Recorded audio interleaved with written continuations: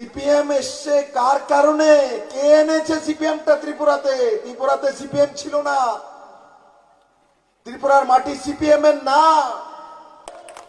কমিউনিস্টকে কে আনলো? কমিউনিস্টকে মানিক সরকার এনেছে, জিতেন চৌধুরী এনেছে, এরা আনেনি, এনেছে এই বাপ বেটা এনেছে, তারা এনেছে। ত্রিপুরা রাজারা প্রজাবৎসল, ত্রিপুরা রাজারা কোনোদিনই মহিলার উপর অত্যাচার করেনি। তাহলে কমিউনিস্ট কেন এলো? কমিউনিস্ট তো যেখানে অত্যাচার হয় সেখানে আসে, তো ত্রিপুরাতে তো হয়নি। ত্রিপুরাতে উনার বাবার ডিক্টাডিক্টির কারণে কমিউনিস্ট এসেছে।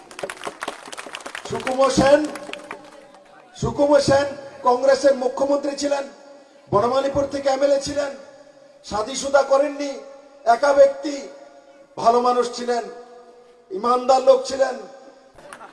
তো ওনার বাপে এই ত্রিপুরার মধ্যে, আরে কত বড়, আমার মাঝে মাঝে দিয়ে হয় 10 মাসের মুখ্যমন্ত্রী ইদারলিয়া ভাঙ্গা খায়, আমার বাপে মুখ্যমন্ত্রী আসছে।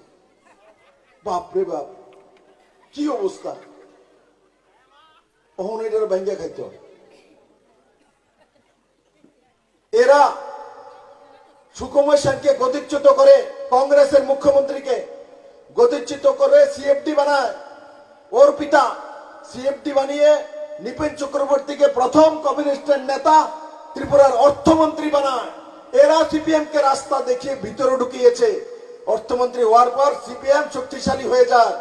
আর 1978 নির্বাচনে কমিউনিস্ট 56টা সিট কিভাবে পেয়েছে?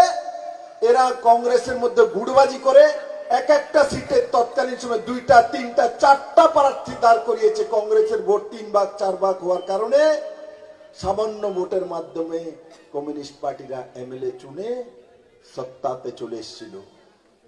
3টা 4টা করে প্রার্থী দাঁড় করায়। কে দাঁড় করিয়েছিল? কংগ্রেসের ভোট যদি বিভাজন না হতো, কমিউনিস্ট জীবনে সত্তাতে ত্রিপুরাতে আসতো না। কমিউনিস্ট কংগ্রেসের ভোট বিভাজনটা কে করলো? বিলাল বাবু ভুল করছি নাকি? এরাই আনছে। এই কমিউনিস্টের পিটার বোনকে কি দিয়েছে? বিজেপি আইলে সব মুসলমানরা বাংলাদেশ পাঠাই দেবো, এটা দিছে।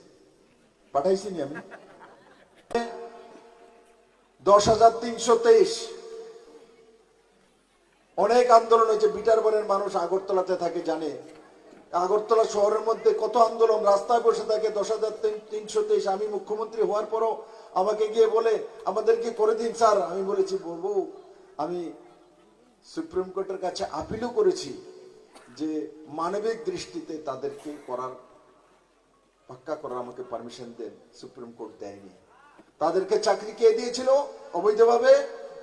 কমিউনিস্টরা, সিপিএমরা দিয়েছিল। তাদের চাকরিগুলি যাওয়ার জন্য কেসটা কে করেছিল? বিপ্লব দেব। কে করছে?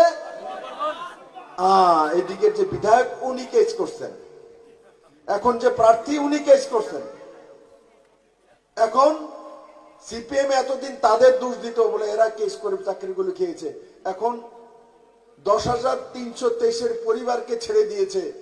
এইবার উনি বন্ধু হয়ে গেছেন, ওনার বন্ধুরে ক্যান্ডিডেট করেছে। সিপিএম এর ক্যান্ডিডেট হচ্ছেন ওনার বন্ধু। এই 10,323 পরিবারের অভিশাপ এবার সিপিএম কংগ্রেসের বিনাশ হয়ে যাবে। কারণ কোর্টে গেল কে? কেসটা করলো কে? এই আশিস বাবু আর ওনার বন্ধু, এটার নাম কইতে ইচ্ছা হয় না।